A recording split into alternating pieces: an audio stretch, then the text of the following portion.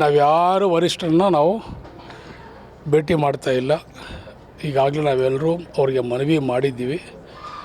ಆ ಮನವಿಗೆ ಸ್ಪಂದನೆಯನ್ನು ಸಿಕ್ಕಿದೆ. ಸೊ ಆದಷ್ಟು ಬೇಗ ಒಂದು ತೀರ್ಮಾನವನ್ನು ತಗೊಳ್ತಾರೆ. ಇವತ್ತು ಹೇಳ್ತೀನಿ ಡಿ ಕೆ ಶಿವಕುಮಾರ್ ಅವ್ರಿಗೆ ಮುಖ್ಯಮಂತ್ರಿ ಸ್ಥಾನವನ್ನು ಬಿಟ್ಕೊಡ್ಬೇಕು, ಅವ್ರಿಗೆ ಅವಕಾಶ ಕೊಡಬೇಕು, ಅವರೊಂದು ಸಲ ಮುಖ್ಯಮಂತ್ರಿ ಆಗಬೇಕು ಅಂತ ಹೇಳಿದ್ದೀವಿ.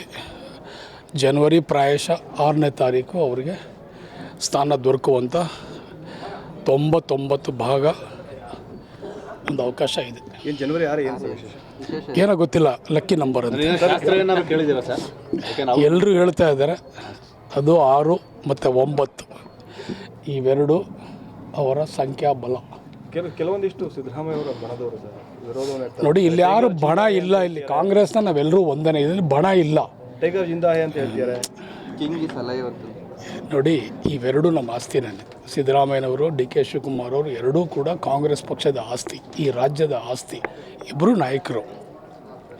ನಮ್ಮ ಬೇಡಿಕೆ ಶಿವಕುಮಾರ್ ಅವ್ರಿಗೆ, ಅವರ ಹೋರಾಟಕ್ಕೆ, ಅವ್ರ ಶ್ರಮಕ್ಕೆ, ಅವ್ರು ಮಾಡಿದಂಥ ಒಂದು ಕಾಂಗ್ರೆಸ್ ಪಕ್ಷದ ಸಂಘಟನೆ, ಇದಕ್ಕೆ ಒಂದು ಪ್ರತಿಫಲ ಸಿಕ್ಕಬೇಕು, ಒಂದು ಫಲ ಅವ್ರಿಗೆ ದೊರಕಬೇಕು ಅನ್ನೋದನ್ನೇ ನಾವು ಅಭಿಲಾಷೆ. ರಾಜಣ್ಣವ್ರು ನೋಡಿದ್ರೆ ಸರ್, ನಾನು ಅವರು ಡಿ ಕೆ ಅವರು ಏನಾರು CM ಆದರೆ ನಾವು ಸಚಿವ ಸಂಪುಟಕ್ಕೆ ಹೋಗೋದಿಲ್ಲ ಅಂತ ಹೇಳ್ತಾರೆ. ಅಲ್ಲ, ಈಗಾಗಲೇ ಅವ್ರಿಗೆ ಹೇಳಿದಾರಲ್ಲ, ಅವ್ರಿಗೆ ಸಚಿವ ಸಂಪುಟಕ್ಕೆ ಸಚಿವರಾಗೂ ಬಂದವ್ರೆ, ಬೇರೆ ಏನಾಗ್ತಾರೆ.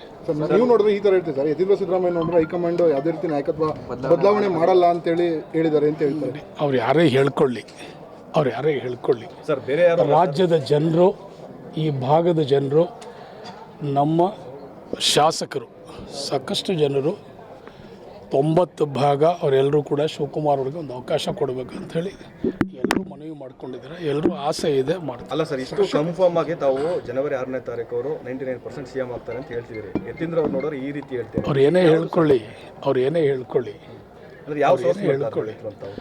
ಏನೇ ಹೇಳ್ಕೊಳ್ಳಿ, ಶಿವಕುಮಾರ್ ಅವರು ಮುಖ್ಯಮಂತ್ರಿ ಆಗ್ತಾರೆ 6ನೇ ತಾರೀಕು. ಆಕಾಂಕ್ಷೆ ಅಂತಿರಲ್ಲ, ಶಾಸಕರ ಬಲ ಇಲ್ಲ ಅನ್ನುವಂಥದ್ದು. ಇಲ್ಲಿ ಶಾಸಕರು 140 ಜನ ಶಾಸಕರಿದ್ದಾರೆ ಕಾಂಗ್ರೆಸ್ಸಲ್ಲಿ. ಶಾಸಕರ ಬಲ ಏನಿಲ್ಲ, ಒಂದು ತೀರ್ಮಾನ, ಒಂದು ಬದ್ಧತೆ. ನಮ್ಮ ಕಾಂಗ್ರೆಸ್ ಪಕ್ಷ ಒಂದು ಶಿಸ್ತಿನ ಪಕ್ಷ. ಸೊ ಕಾಂಗ್ರೆಸ್ಸು ಯಾವತ್ತೂ ಕೂಡ ವರಿಷ್ಠ ತೀರ್ಮಾನಕ್ಕೆ ನಾವೆಲ್ಲರೂ ಬದ್ಧವಾಗಿರ್ಬೇಕಂತ ಹೇಳಿದ್ದಾರೆ.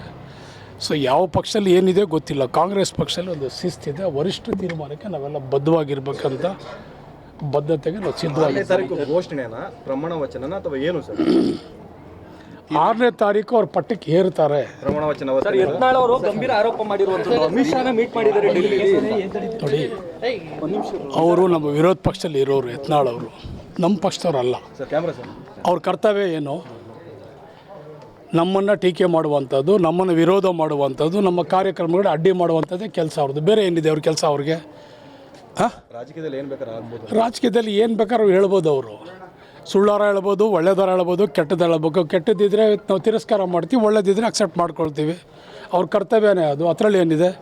ಯತ್ನಾಳ್ ಆದ್ರೂ, ಬೇರೆಯವ್ರಾದ್ರೂ, ಯತ್ನಾಳ್ ಅವ್ರ ಪಕ್ಷದ ವಿಚಾರವಾಗಿ ಅವ್ರು ಮಾತಾಡ್ಕೋಬೇಕು. ಅವ್ರಿಗೆ ಈಗಾಗಲೇ ಯಾವ ಸ್ಥಾನ ಕೊಟ್ಟಿದ್ದಾರೆ ಅವ್ರಿಗೆ? ಉಚ್ಚಾಟನೆ ಮಾಡಿ ಕೊನೆಯಲ್ಲಿ ಹಿಂದೆ ಕೂರಿಸಿದಾರಲ್ವ ಅವ್ರಿಗೆ? ಮುಂದೆ ಇದ್ದಾರೆ ಅವರು? ಮುಂದೆ ಇಲ್ಲ, ಹಿಂದೆ ಕೂತಿದ್ದಾರೆ. ಸರ್, ಅವತ್ತು CM ಮಾತ್ರನಾ ಮತ್ತೆ ಬೇರೆ ಶಾಸಕರುಗಳು ಮತ್ತೆ ರೀಶಫಲ್ ಇರುತ್ತಾ ಏನು ಸರ್? ನಾವು ಶಿವಕುಮಾರ್ ಅವರು ಮುಖ್ಯಮಂತ್ರಿ ಆಗೋದು ಮಾತ್ರ ನಮ್ಮ ಕನಸು. ನಾವು ಆ ಕನಸನ್ನು ನೆನೆಸು ಮಾಡ್ಕೋಬೇಕು ಅಷ್ಟೇ.